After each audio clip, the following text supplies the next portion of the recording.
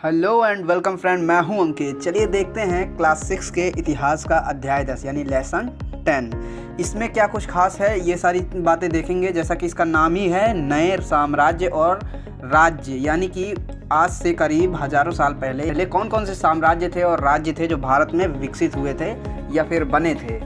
इसके पहले के वीडियो में हमने अध्याय 9 था वो पूरा हमने डिटेल में एक्सप्लेन कर दिया था। अब चलिए देखते हैं अध्याय 10 में।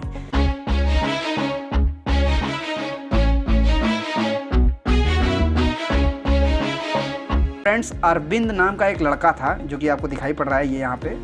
तो ये अपने स्कूल में नाटक में भर्ती हुआ। तो उसमें भूमिका निभा रहा था एक राजा का, ठीक है, एक राजा का भूमिका निभा रहा था। उसने सोचा कि हम अब राजा के वेशभूषा में रहेंगे, एक शाही वेशभूषा में मूँछों को ताव देंगे, एक लंबी सी तलवार लेंगे, बड़े से तख्त पे यानी कि एक बड़े से सिंहासन पे बैठेंगे। ये सारी चीज़ें वो सोचना शुरू कर दिया। लेकिन वो बाद में हैरान रह गया, इसलिए क्योंकि उसको वीणा बजाने के लिए दे दिया गया और साथ ही उसको कहा गया कि तुम कविता भी पढ़ो। अब वो सोचने लगा कि ऐसा कौन सा राजा था भाई कि वो संगीतज्ञ राजा था। तो यही सब चीज़ों के बारे में चलिए देखते हैं क्या है। तो क्या बताती हैं हमारी ये प्रस्तुतियाँ, ठीक है, जो हमने यानी कि जो अरविंद ने दिया था। दरअसल जो अरविंद था इसने गुप्त वंश के एक प्रसिद्ध राजा समुद्रगुप्त जी की भूमिका निभाया था। क्योंकि समुद्रगुप्त जो है वो संगीत के काफ़ी शौकीन थे। इनके बारे में जो भी जानकारियां हमें मिली थी वो इलाहाबाद में, यानी कि अभी इस समय प्रेजेंट टाइम में उसको प्रयागराज बोला जाता है। तो इलाहाबाद में अशोक स्तंभ पर लिखा हुआ एक अभिलेख था, खुदा हुआ अभिलेख। उसी अभिलेख में लिखा हुआ था समुद्रगुप्त के बारे में। इनकी रचना जो थी, यानी समुद्रगुप्त के बारे में जो भी ये सारी बातें लिखी गई थी, ये उनके दरबार में एक कवि कह लो या फिर मंत्री कह लो, हरिकेश नाम के थे, उनके द्वारा ये काव्य रूप लिखा गया था। ठीक है, ये काव्य रूप बोले तो एक कविता के माध्यम से एक काव्य के रूप में लिखा गया था। लेकिन ये एक विशेष किस्म का अभिलेख था। क्यों? क्योंकि इसमें जो है प्रशंसा की गई थी समुद्रगुप्त के बारे में।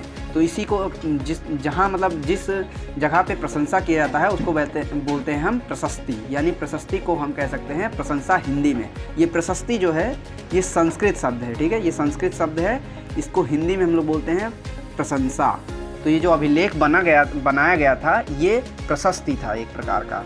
तो ये जो प्रशस्ति था ये सिर्फ अभी नहीं, पहले भी, यानी कि समुद्रगुप्त से पहले भी प्रशस्तियाँ लिखी गई थी। जैसे सातकर्णी के बारे में भी लिखा गया था, अभिलेख के ऊपर ही लिखा गया था सातकर्णी, जो कि गौतमी पुत्र था। गौतमी पुत्र बोले तो इनकी सातकर्णी जो था इनकी माँ का नाम था गौतम बासरी। तो गौतम बासरी का पुत्र सातकर्णी, इनके बारे में जो भी हमको जानकारी मिली थी तो सातकर्णी की माँ ने ही हमें जानकारियाँ बताई थी, यानी हमें नहीं, मतलब पूरे दुनिया को यार। तो गौतम बासरी थी, उन्होंने एक अभिलेख जो है सातकर्णी के बारे में लिखवाया था। उसमें सातकर्णी के सभी बारे में सारी प्रशंसाएं लिखी हुई थी। तो वो भी एक प्रकार का प्रशस्ति ही था, और जो कि 2300 साल पहले लिखा गया था। ठीक है, तो 2300 साल पहले भी ये चीज़ लिखा गया था। और समुद्रगुप्त तो अभी गुप्त वंश का था, यानी कि आज से करीब 1500 साल पहले का था।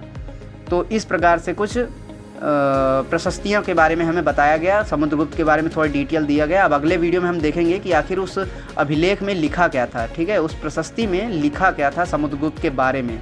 ठीक है, तो अब अगले वीडियो में मिलेंगे, तब तक के लिए जय हिंद, जय भारत।